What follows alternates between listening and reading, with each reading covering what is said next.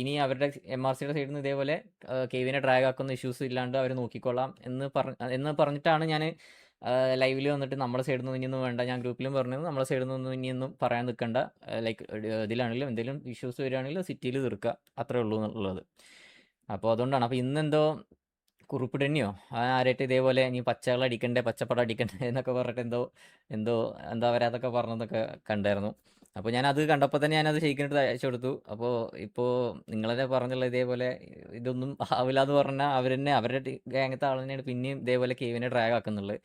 അപ്പോൾ ഞാൻ പറഞ്ഞു ഇനി ഇത് സംസാരിച്ചിട്ട് കാര്യമില്ല, നമുക്കിത് എന്തായാലും അത് സിറ്റിയിൽ അത് സംസാരിച്ച് തീർക്കാം, അല്ല സിറ്റിയിൽ അത് തീർത്തോളാം. ഞാൻ എന്തായാലും അത് പുറത്ത് അവതരിക്കാൻ അല്ലെങ്കിൽ ഓസി ആക്കിയിട്ടൊന്നും കൊണ്ടുവന്ന് എനിക്കൊരു താല്പര്യമില്ല.